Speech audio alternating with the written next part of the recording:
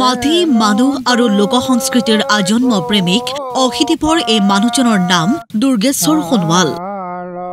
ডিব্ৰুগড় জিলাৰ টিংখাং সমষ্টিৰ অত্যন্ত ভিতৰুৱা মেছলৌ গাঁৱৰ এই উৰুখা প্ৰজাতিতেই নীৰৱে তেওঁ কৰি আহিছে লোক সংস্কৃতিৰ সাধনা।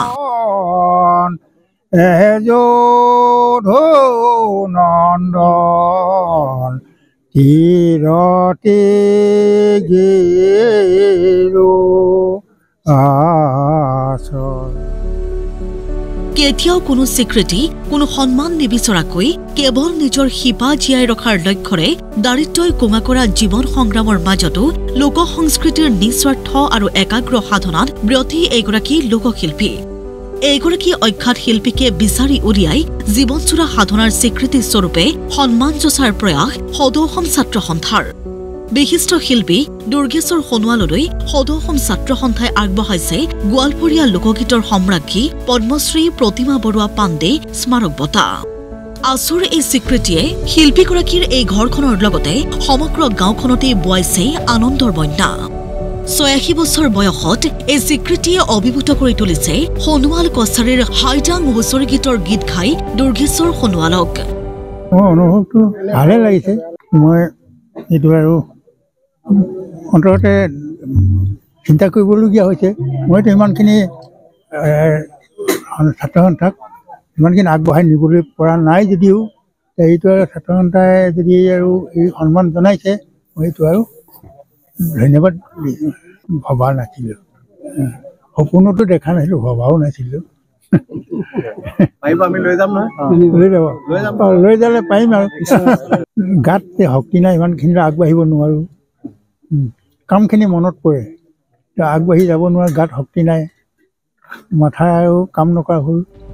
সদৌ অসম ছাত্ৰ সন্থা আৰু ডিব্ৰুগড় জিলা সমিতিৰ বিষয়ববীয়াই শিল্পীগৰাকীৰ বাসগৃহত উপস্থিত হৈ আনুষ্ঠানিকভাৱে অৱগত কৰে এই স্বীকৃতিৰ কথা।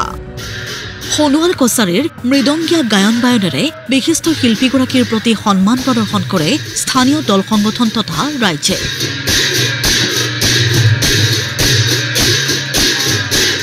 এগৰাকী অখ্যাত শিল্পীক অসমবাসীৰ সন্মুখত তুলি ধৰাৰ লগতে শিল্প সাধনাৰ এই স্বীকৃতিৰ বাবে সদৌ অসম ছাত্ৰ সন্থাৰ শলাগ লৈছে বিভিন্নজনে। আমি সদৌ অসম ছাত্ৰ সন্থালৈ ধন্যবাদ জনাইছোঁ, কৃতজ্ঞতা জনাইছোঁ। আমাৰ ইমান ভিতৰত যে এনেকুৱা অন্তৰৰ মানুহ এজনক ইমান ধুনীয়াকৈ তেখেতলোকে এটা মানে সন্মান দিছে, সেইটো কাৰণে আমি সকলোকে কৃতজ্ঞতা জনাইছোঁ। আমাৰ এইটো মানে বৰ ডাঙৰ বৈশিষ্ট্য এটা আছে। তেখেতে সৰুৰ পৰা আমি জনাৰ পৰা আমি তেখেতৰ পিছে পিছে গৈ আছোঁ, অনুসৰণ কৰি আছোঁ। মৃদংগীয়া গায়ন বায়নত তেখেতে ৰাগ দিব পাৰে, তেখেতে মানে তাল বজায়, মৃদং নবজালেও তেখেতে তাল বজায়। তালত যিখিনি ৰাগ মান আহে সেই আটাইখিনিয়ে তেখেতে মানে দিব পাৰে। আমি অনুসৰণ কৰিম, আমি অনুশীলন কৰিম তেখেতক, যাতে আমি তেখেতৰ যিখিনি কালচাৰ, তেখেতৰ যিখিনি সংস্কৃতি, সেই সংস্কৃতিখিনিলৈকে আমি এখেতক জীয়াই থাকিব পাৰোঁ, আমি সেইখিনি কামনা কৰি আছোঁ। ৩৫টা বছৰে তেওঁ নীৰৱে থাকি এই গোটেই টিংখাঙৰ গোটেই সমষ্টিৰ পৰা আৰম্ভ কৰি বিভিন্ন প্ৰান্তত সোণোৱাল কছাৰীৰ যিবিলাক গীত মাত আছে মনে মনে তেওঁ প্ৰচাৰ কৰি আছিল। কিন্তু এই অখ্যাতভাৱে কোনো গম পোৱা নাছিল। সদৌ ডিব্ৰুগড় জিলা ছাত্ৰ সন্থা হিচাপে বা সদৌ ডিব্ৰুগড়বাসী ৰাইজ হিচাপে আমি আজি সঁচাকৈ আমি গৌৰৱান্বিত। আমি সদৌ অসম ছাত্ৰ সন্থাৰ কেন্দ্ৰীয় নেতৃত্বক ধন্যবাদ জ্ঞাপন কৰিছোঁ আৰু আশা কৰিম দুৰ্গেশ্বৰ সোণোৱালদেৱে তেওঁলোকৰ যিবিলাক কৃষ্টি ৰীতি আছে এইবিলাক উঠি অহা নতুন প্ৰজন্মৰ মাজত অনাগত সময়ত প্ৰচাৰ কৰি জাতিটোৰ সৰ্বাংগী উন্নয়নৰ ছাত্ৰত কাম কৰি যাব। সোণোৱাল কছাৰী জনজাতিৰ টেপৰগুৰি ক্ষত্ৰিয় শালৰ পৰিচালনা সমিতিৰ সভাপতি হিচাপে দীৰ্ঘদিন কাৰ্যনিৰ্বাহ কৰি আহিছে দুৰ্গেশ্বৰ সোণোৱালে। বৃহত্তৰ লেঙেৰী খোৱাং মৌজাৰ ভিতৰতে সোণোৱাল কছাৰী জনজাতিৰ গায়নৰ মালিতা গাব পৰা লোকশিল্পী হিচাপে পৰিচিত দুৰ্গেশ্বৰ সোণোৱাল। প্ৰতিদিন টাইমৰ তৰফৰ পৰাও কামনা কৰিছোঁ লোক সংস্কৃতিৰ এইগৰাকী আজন্ম শিল্পীৰ দীৰ্ঘায়ু জীৱন। টিংখাঙৰ পৰা দীপাংকৰ বৰুৱাৰ ৰিপৰ্ট, প্ৰতিদিন টাইম।